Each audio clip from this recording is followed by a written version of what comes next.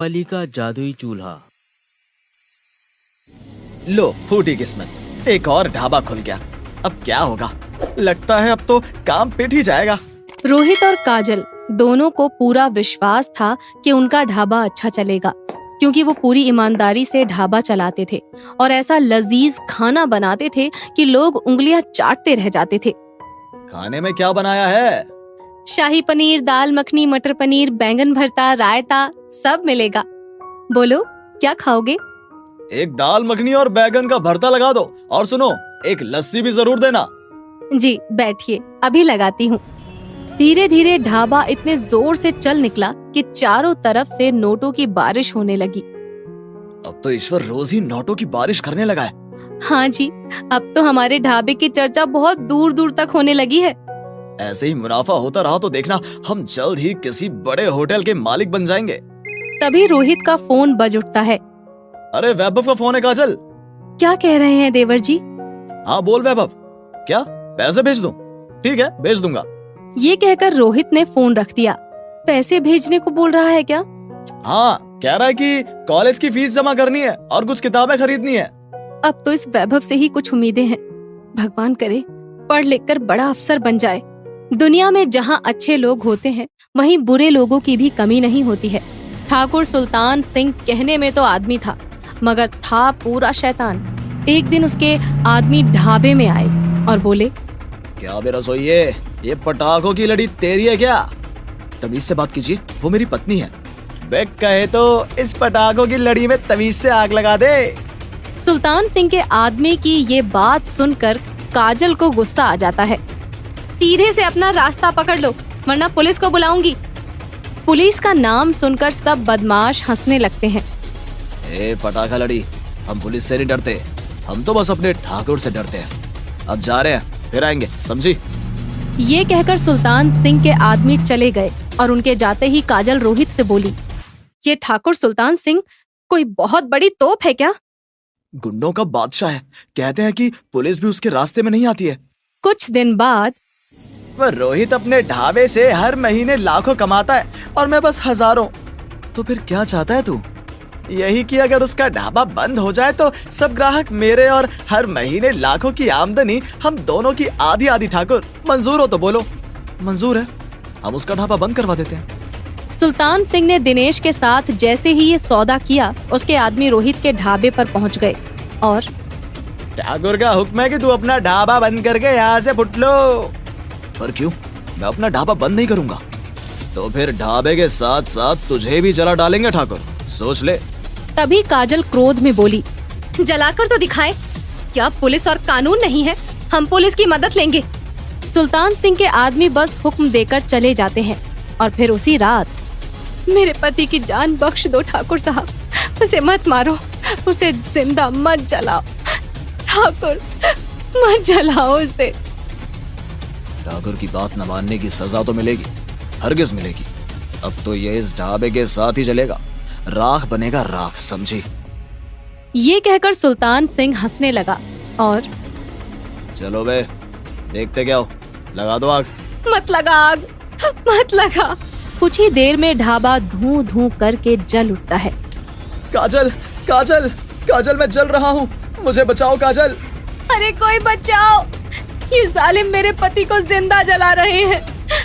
हे भगवान, बचाओ। ठाकुर याद रखना, एक दिन तू भी ऐसे ही आग में जलेगा।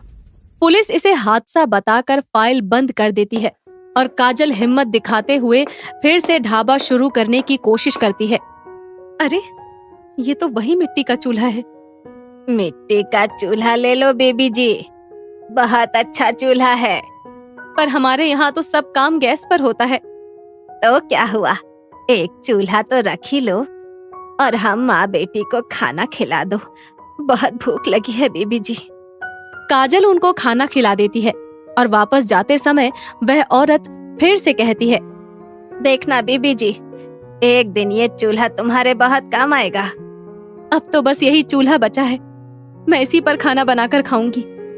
ये कहकर काजल चूल्हा जलाकर उस पर खाना पकाने लगती है और तभी एक बस आकर रुकती है। क्या कुछ खाने को मिल सकता है? हाँ बैठो शहरी बाबू, मैं खाना लाती हूँ। ये कहकर काजल उसको खाना लाकर देती है और उसे खाना खिलाने के बाद सोचने लगती है, थोड़ा सा तो खाना बनाया था, वो इन बाबू को खिला दिया, अब मेरे लिए तो खाली बर्तन ही बचे हैं। चलो उन्हें धोकर मांज कर ही रख दूं। ये कहकर काजल जैसे ही बर्तनों को देखती है तो दंग रह जाती है। अरे ये क्या देख रही हूं मैं? ये बर्तन तो अभी खाने से भरा हुआ है, इनमें से खाना लेने पर भी खाना कम नहीं हुआ। ये कैसे हो सकता है? तभी काजल कुछ सोचकर मन ही मन खुश हो जाती है। अरे ये तो जादुई चूल्हा लगता है, अब तो मैं अपना ढाबा फिर से शुरू कर सकती हूँ। हाँ। ये कहते कहते उसे वैभव की याद आ जाती है और वो उसे फोन मिलाकर पूछती है, वैभव कैसे हो तुम? पैसे भेजूं क्या? नहीं भाभी, बस ये बताओ कि तुम और भैया ठीक ठाक तो हो ना? हाँ हाँ, हम दोनों ठीक ठाक हैं। तुम अपनी पढ़ाई पर ध्यान दो। ये कहकर काजल रोने लगती है और समय बीतता जाता है। काजल जादुई चूल्हे पर जो भी खाना बनाकर लोगों को खिलाती, शाम तक खत्म नहीं होता। ऊपर से खाना इतना स्वादिष्ट बनता कि लोग उस खाने की बड़ाई करते नहीं थकते। इतना लजीज खाना तो पहले कभी नहीं खाया। देखना आपका ढाबा फिर से चमक उठेगा। शहरी बाबू, ये सब करिश्मा मेरे इस जादुई चूल्हे का है। शायद ईश्वर का वरदान है मेरे लिए। तभी सुल्तान सिंह के आदमी ढाबे पर आकर काजल को धमकाने लगते हैं। क्यों रे, अब भी ढाबा चलाने से बाज नहीं आ रही? लगता है तुझे भी तेरे पति के पास भेजना पड़ेगा। आज के बाद यहाँ आकर बदमाशी दिखाई तो तुम सबको सबक सिखाऊंगा, समझे? अब इसे अकेला मत समझना। दिलीप हट्टे कट्टे शरीर वाला जोशीला नौजवान था, इसीलिए उसकी धौंस काम कर जाती है और बदमाश वहाँ से भाग जाते हैं। आज के बाद तुम्हें कोई परेशान नहीं करेगा। आप दूर ही रहो शहरी बाबू, वो सुल्तान सिंह बहुत कमीना आदमी है। मैंने शहर में ऐसे बदमाश बहुत देखे हैं, तुम चिंता मत करो।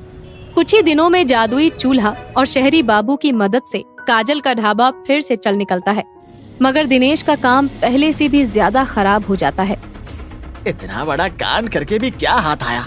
रोहित के मरने के बाद भी उसका काम मुझसे अच्छा ही चल रहा है। इस तरह कुछ दिन और बीत जाते हैं और फिर एक दिन दिनेश के ढाबे से गोलियों के चलने की आवाज आती है। ये दिनेश के ढाबे में गोलियां कौन चला रहा है? पुलिस और सुल्तान सिंह के बदमाशों के बीच गोलीबारी हो रही है। कोई नया एसपी आया है। अच्छा, नया एसपी?